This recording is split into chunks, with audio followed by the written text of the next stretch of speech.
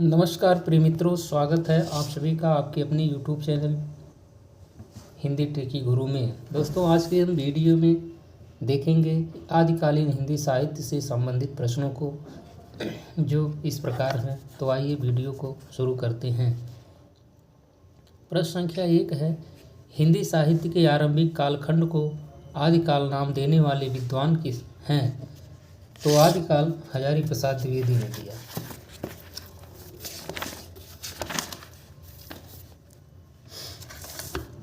किसने दिया? हजारी प्रसाद द्विवेदी। भोला शंकर व्यास ने हिंदी के आरंभिक रूप को क्या कहा? भोला शंकर व्यास ने हिंदी के आरंभिक रूप को अवहट्ट कहा। राहुल सांस्कृत्यायन ने उत्तर अपभ्रंश की रचनाओं को हिंदी की रचनाएं माना है। इससे संबंधित रचना है। तो इससे संबंधित कौन सी रचना है? हिंदी के प्राचीन कवि और उनकी कविताएं। अपभ्रंश की रचनाओं को शुद्ध साहित्यिक कोटि में न मानते हुए भी अपने हिंदी साहित्य का इतिहास ग्रंथ में स्थान देने वाले इतिहासकार हैं आचार्य रामचंद्र शुक्ल। हिंदी साहित्य का इतिहास इनका 1929 ईस्वी में प्रकाशित है। अगला देखिए, क्वेश्चन नंबर 5। आदिकाल का आरंभ मुंज या भोज के समय से मानते हैं। तो आदिकाल का आरंभ मुंज या भोज के समय से किसने माना है? आचार्य हजारी प्रसाद द्विवेदी। आदिकाल के लिए अपभ्रंश काल जातीय साहित्य का उदय नाम प्रस्तावित करने वाले विद्वान हैं। तो यह है डॉक्टर बच्चन सिंह। प्रकृति की अंतिम अपभ्रंश अवस्था से ही हिंदी साहित्य का आविर्भाव माना जा सकता है। पंक्ति किस साहित्य इतिहास ग्रंथ से अवतरित है? तो हिंदी साहित्य का इतिहास किससे है? हिंदी साहित्य का इतिहास शुक्ल। अगला क्वेश्चन नंबर 8। दोहा चौपाई पद्धति पर का प्रथम प्रयोक्ता कवि कौन है? दोहा चौपाई पद्धति का प्रथम प्रयोक्ता सरहपा है। जैन परंपरा का सर्वप्रथम कवि स्वयंभू।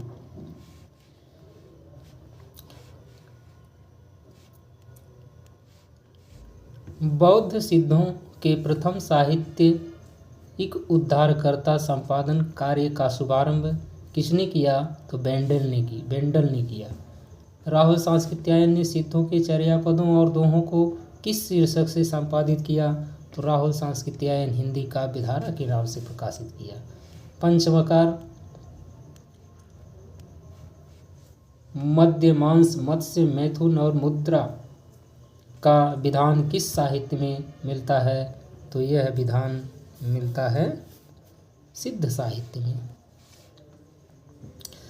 सिद्धों के चर्या गीतों एवं दोहों का प्रकाशन बौद्ध गान व दोहा नाम से हरप्रसाद शास्त्री ने किस वर्ष प्रकाशित किया?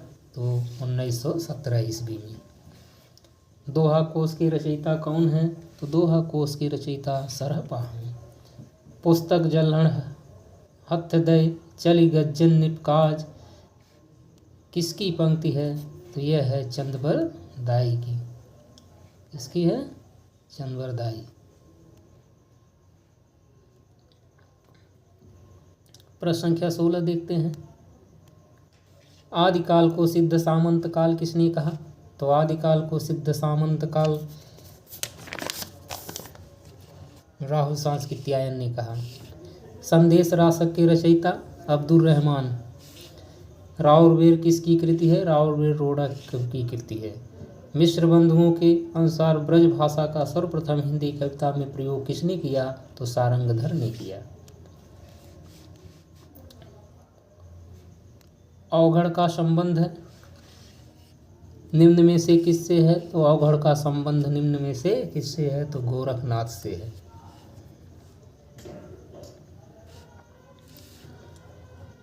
भू परिक्रमा, भू परिक्रमा किसकी रचना है? तो भू परिक्रमा है विद्यापति की। हरिचरित्र के रचनाकार हैं लालच दास। कौन है? लालच दास। नल दमयंती कथा व्यास कवि। आदिकाल का प्रथम कवि किसे माना गया है? सरहपा। आदिकाल का प्रथम कवि सरहपा। अगला क्वेश्चन देखिए, राहुल सांस्कृत्यायन ने हिंदी का प्रथम कवि किसे माना है? राहुल सांस्कृत्यायन हिंदी का प्रथम कवि सरहपा को माना है। क्वेश्चन नंबर 26 देखते हैं। आचार्य शुक्ल ने देश भाषा काव्य की पुस्तकों की संख्या कितनी मानी है? तो 8 मानी है देश भाषा काव्य। कविराज श्यामल दास ने रासों की उत्पत्ति किससे माना है? तो यह रासों की उत्पत्ति रहस्य से माना है। काली प्रसाद जायसवाल ने रासों की उत्पत्ति किससे माना है? तो काली प्रसाद जायसवाल ने रासों की उत्पत्ति रहस्य से माना है। नरोत्तम स्वामी के अनुसार रासों की उत्पत्ति हुई है। तो नरोत्तम स्वामी के अनुसार रासों की उत्पत्ति रसिक से। रासों की उत्पत्ति आचार्य शुक्ल ने मानी है रसायन से। नेमिनाथ के रचयिता सुमतिगण। दंगवय पुराण के रचनाकार, दंगवय पुराण के रचनाकार हैं भीम कवि। अगला क्वेश्चन देखते हैं, योगचर्या पुस्तक किसकी है? तो योगचर्या है डोम्बिपा। स्वयंभू लिखित रचना कौन सी है? स्वयंभू की पौंचर्यू। आल्हा खंड के रचयिता जगनिक। पाहुण दोहा ग्रंथ के रचनाकार हैं। पाहुण दोहा किसकी है? राम सिंह की। अगला क्वेश्चन देखिए, क्वेश्चन नंबर 37। अब्दुल रहमान संदेश रासक, दलपति विजय खुमाड़ रासो, भट्ट केदार जयचंद प्रकाश, इधर भट्ट केदार नहीं, भट्ट केदार जयचंद प्रकाश और श्रीधर रणमल्ल छंद। ये हो गया। तो पहले हो जाएगा संदेश रासक, फिर खुमाड़ रासो, संदेश रासक, खुमाड़ रासो, जयचंद प्रकाश। ये इसका मतलब सी सही, बी सही है। गोरख बोध किसकी रचना है? गोरख बोध गोरखनाथ की रचना है।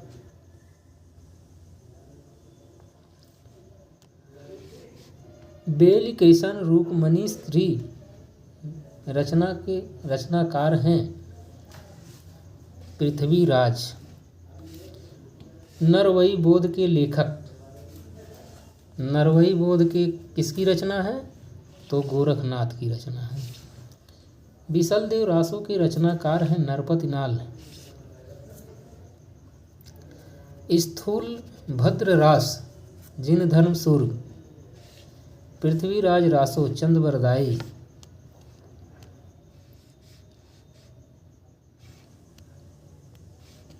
विसल देव रासों के रचनाकार कौन हैं? निम्नलिखित पद्यांश के आधार पर निर्दिष्ट करें। 1272 मझारी जेठ वदी नवमी बुधवारी, नाल्ह रसायन आरंभई, शारदा तूठी ब्रह्म कुमारी, काश्मीरा मुख मंडनी, रास प्रसंगों बीसल दे राई। ये किससे लिया गया है? तो ये है नरपति नाल। अगला देखिए,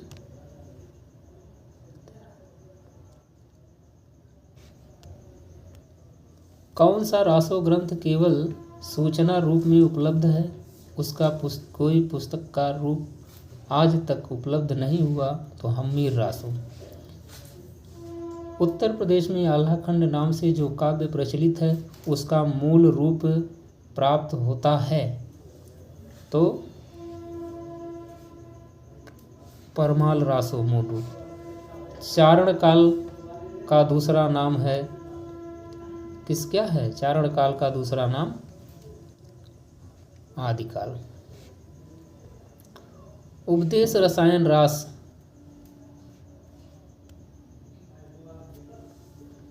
उपदेश रसायन रास किसकी है? तो दीनदत्त सूरि की।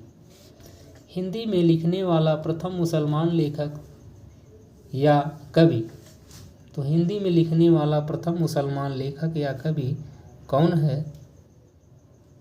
अब्दुल रहमान। कर्पूर मंजरी राजशेखर के कर्पूर मंजरी है। अगला क्वेश्चन देखिए, अक्षर द्वीपोपदेश डोम्भिपा खालिक बारी अमीर खुसरो डोला मारूरा दूहा कल्लोल कवि। दो सुखने अमीर खुसरो। अगला क्वेश्चन देखिए, हमीर रासो किसकी है? तो हमीर रासो सारंगधर की। सारंगधर पद्धति सारंगधर।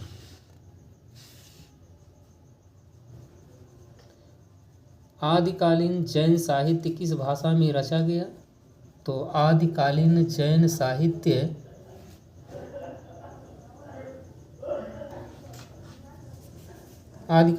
साहित्य अपभ्रंश भाषा में रचा गया। जैन साहित्य की सर्वाधिक लोकप्रिय काव्य शैली है रास काव्य।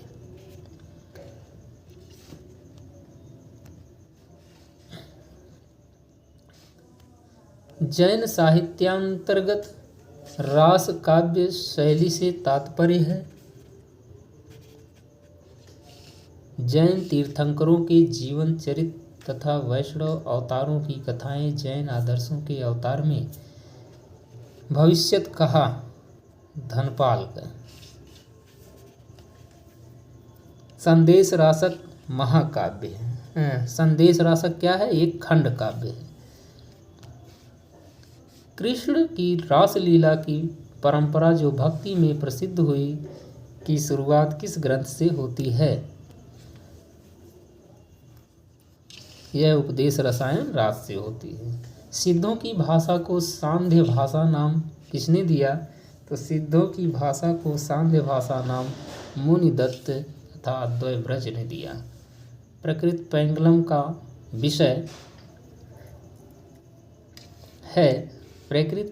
का विषय है क्या है? छंद। विद्यापति की पदावली में कौन सा रस प्रधान है? तो श्रृंगार रस प्रधान है। आदिकाल के अंतिम प्रमुख कवि कौन हैं? तो अमीर खुसरो हैं। अगला क्वेश्चन देखिए, क्वेश्चन नंबर 67। कौन सा रासो ग्रंथ अजमेर के शासक से संबंधित है? तो अजमेर के शासक से संबंधित रासो ग्रंथ बीसल देव रासो है। चारण काव्य की भाषा कौन सी है? तो चारण काव्य की भाषा डिंगल है। सिद्ध साहित्य के विषय में कौन सा कथन सत्य नहीं है? सिद्ध साहित्य के विषय में सिद्ध साहित्य का प्रणयन पिंगल भाषा में हुआ, यही गलत है। अपभ्रंश प्रभावित हिंदी रचना कौन सी है? तो ढोला मारूरा दूहा। अपभ्रंश प्रभावित हिंदी रचना ढोला मारूरा दूहा। चारण साहित्य किस साहित्य का दूसरा नाम है? तो चारण साहित्य नाथ साहित्य का दूसरा नाम है। कौल ज्ञान निर्णय किसकी रचना है? तो कौल ज्ञान निर्णय मत्स्येंद्र नाथ की। मत्स्येंद्र नाथ का पूजा या उपासना का क्या नाम है? पिपल्ली ईश देव।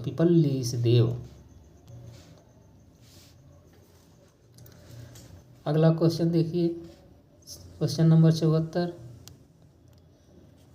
आल्हा और रुदल नाम के दो वीर सरदारों की वीरतापूर्ण लड़ाइयों और युद्धों का अत्यंत प्रभावशाली वर्णन निम्नलिखित में से किस का वर्ण्य विषय है? तो यह है आल्हा रुदल, किसमें रहा? परमाल रासो। परमाल रासो का रचयिता जो महोबा के राजा परमार्दी देव का आश्रित था, कौन है? तो वह है जगनीक। रासो ग्रंथ परंपरा का सर्वाधिक प्रसिद्ध लेकिन उतना ही विवादास्पद काव्य ग्रंथ कौन सा है? सर्वाधिक प्रसिद्ध लेकिन उतना ही विवादास्पद ग्रंथ है पृथ्वीराज रासो। डॉक्टर विनयतोष भट्टाचार्य के अनुसार सरहपा का जन्म शताब्दी है 633 ईस्वी। शुक्ल जी ने जिन 12 ग्रंथों के आधार पर आदिकाल को वीरगाथा काल कहा, उनमें अपभ्रंश की कितनी रचनाएं हैं? 4, 5, 12, 6। तो उसमें अपभ्रंश की 4 रचनाएं हैं। कनपटे योगी किस पंथ के लोगों को कहा जाता है? तो नाथ पंथ के लोगों को कनपटे योगी। शंकराचार्य के बाद इतना प्रभावशाली और इतना महिमान्वित भारतवर्ष में दूसरा नहीं हुआ। भारतवर्ष के कोने कोने में उनके अनुयायी आज भी पाए जाते हैं। भक्ति आंदोलन के पूर्व सबसे शक्तिशाली धार्मिक आंदोलन गोरखनाथ का भक्ति मार्ग ही था। गोरखनाथ अपने गुरु के सबसे बड़े नेता थे, अपने युग के सबसे बड़े नेता थे। यह कथन किसका है? तो यह हजारी प्रसाद द्विवेदी का है, आचार्य हजारी प्रसाद। सिद्धों के विषय में कौन सा कथन सत्य नहीं है? सिद्ध निरीश्वरवादी थे, ठीक है। सिद्ध नारी भोग में विश्वास रखते थे। सिद्धों की भाषा सांध्य भाषा थी। सिद्धों को कनपटा योगी कहा जाता था, यही गलत है। नवनाथों में कौन शामिल नहीं है? तो नवनाथों में कण्हपा नहीं शामिल है। आदिकाल में मनोरंजक जनपरक रचना करने वाले कवि हैं अमीर खुसरो। नारियों के प्रति निंदा और उपेक्षा भाव किस साहित्य में मिलता है? तो नारियों के प्रति निंदा और उपेक्षा भाव किस साहित्य में मिलता है? तो यह नाथ साहित्य में मिलता है। स्वयंभू की उस कृति का नाम बताइए जिसमें राम कथा वर्णित है। तो वह है पैंचर्य। आदिकालीन किस कृति में छंदों का सर्वाधिक प्रयोग हुआ है? तो सबसे ज़्यादा प्रयोग हुआ है पृथ्वीराज रासो में। विसल देव रासो की बिरहणी नायिका है। तो विसल देव रासो की बिरहणी नायिका राजमती है। चर्या पद है बौद्धों का एक ग्रंथ। बौद्धों द्वारा तांत्रिक चर्या के समय गाए जाने वाला पद। सिद्धों की आचार्य संहिता, घनाथों की आचार्य संहिता। तो इनमें घनाथों की आचार्य संहिता, तो इसमें क्या है? यह हो गया बौद्धों द्वारा तांत्रिक चर्या के समय गाए जाने वाले पद। इसमें क्या है? देवसेन श्रावकाचार्य, सरहपा का दोहा कोश, शालिभद्र सूर, भरतेश्वर बाहुबल और जो इंदु योगसार। जो इंदु किसकी है? योगसार। श्रावकाचार्य, दोहा कोश, भरतेश्वर बाहुबल, योगसार। अगला क्वेश्चन देखिए 1990, क्वेश्चन नंबर 90। रचना एवं रचयिता के सोच सुमेलित कीजिए। ऋ कुमार चर्यु। तो ऋ कुमार चर्यु हो गया पुष्पदंत। जय मयंक जस चंद्रिका। तो जय मयंक जस चंद्रिका किसकी हो गई? मधुकर कवि। उपदेश रसायन रास, जिनदत्त सूर्य। उपदेश रसायन रास, दीनदत्त सूर्य। और कुमाल प्रतिबोध, तो ये हो गया सोमप्रद सूर्य। तो इस तरह से पुष्पदंत मधुकर कवि, पुष्पदंत मधुकर कवि, जिनदत्त सूर्य सोमप्रभु, ये जी हो गया। आदिकाल को वीरगाथा काल किसने कहा? तो रामचंद्र शुक्ल ने कहा। 11वीं सदी में राम सिंह की दोहा काव्य परंपरा में आने वाली कृति कौन का नाम है? दोहा काव्य परंपरा में आने वाली कृति किसकी? राम सिंह की। तो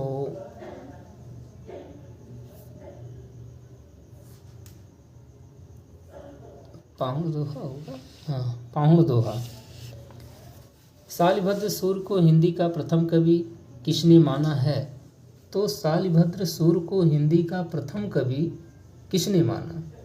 तो यह माने हैं गणपति चंद्रगुप्त। संगत अनुक्रम को बताइए। स्वयंभू, पुष्पदंत, स्वयंभू का ना है। मधुकर कवि का जय मयंक जस चंद्रिका मधुकर की है। हेमचंद श्रावकाचार्य देवसेन का है। उक्ति व्यक्ति प्रकरण भरतेश्वर बाहुबली।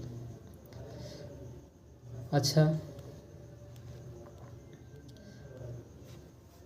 95 क्वेश्चन नंबर 95 संगत अनुक्रम है। कुमार रासो, दलपत विजय, विजय पाल रासो, जयानक, पृथ्वीराज रासो, जगनिक, पृथ्वीराज रासो, परमाल रासो, चंद्रवरदाई। तो इसमें सही सुमेलित कौन है? कुमार रासो, दलपत विजय। संगत अनुक्रम को बताइए। चर्यापद, सरहपा, जय मयंक, जय चंद्र प्रकाश भट्ट, केदारेवी, रणमल्ल, जगनिक, रेवंती रास, निरहाल। तो इसमें हो जाएगा कौन? जय मयंक, जय चंद्र प्रकाश भट्ट केदार का। आदिकाल को संक्रमण काल किसने कहा? राम खेलावन पांडे ने। अगला क्वेश्चन देखते हैं। श्रावकाचार्य किसकी रचना है? तो श्रावकाचार्य देवसेन की रचना है। राउरवेल कृति एक चंपू काव्य है। सुमेलित कीजिए।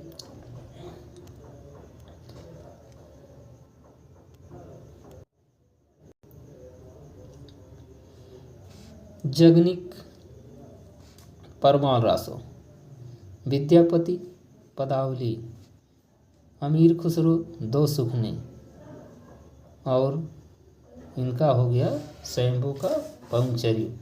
तो जगनिक परमाल रासो पदावली, परमाल रासो पदावली, दो सुखने और पंचर्यु का सही। आदिकाल का समय कब से कब माना जाता है? तो आदिकाल का समय है जौन और नाथ कवियों द्वारा रचित काव्यों का सर्वोपरि प्रयोजन है संसार की क्षण भंगुरता का प्रतिपादन करना। संसार की क्षण भंगुरता का प्रतिपादन। नाथ साहित्य के सर्वाधिक समर्थ व लोकप्रिय हठ योगी के थे। कौन थे सर्वाधिक लोकप्रिय और हठ योगी? पूरा है गोरखनाथ। कौन थे? गोरखनाथ। अगला देखते हैं। निम्न में से संगत कौन सा है? तो भविष्यत गाहा सब सही हाल का, यही संगत है। गाहा सब सही हाल का। तो इस प्रकार दोस्तों आज के इस वीडियो सेशन में हमने लगभग 104 प्रश्नों को देखा है। धन्यवाद।